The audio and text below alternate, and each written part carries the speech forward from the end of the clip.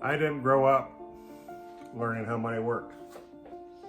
I did get to see very closely what happened when it didn't work. And that was actually pretty hard because as a blue collar family, wow, we learned the hard way. We worked hard, but we did not understand financial institutions, and literally they didn't understand us either. We had a struggle. We accumulated debt because we just didn't understand how it worked.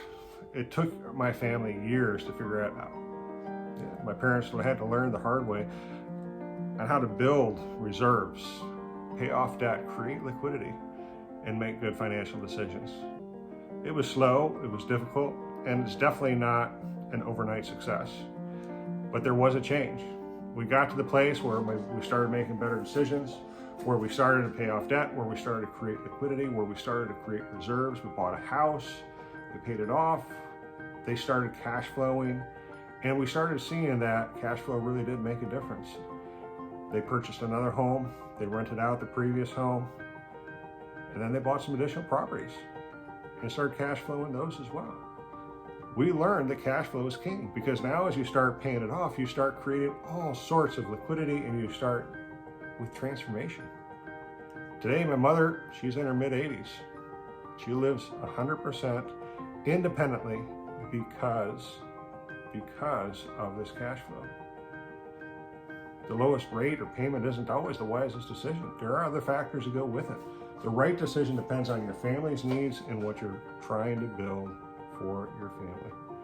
This is why I created the 5 steps to win and why we work so hard. First, we try to understand your goals. We're not trying to get an application right away and get a transaction completed. We're really just trying to understand your goals because we want to make sure that we're helping you negotiate the outcome that's going to transform your life. It's also why we operate with our 3 highs. High transparency, we want to make sure that you have a very clear perspective of how we're serving you.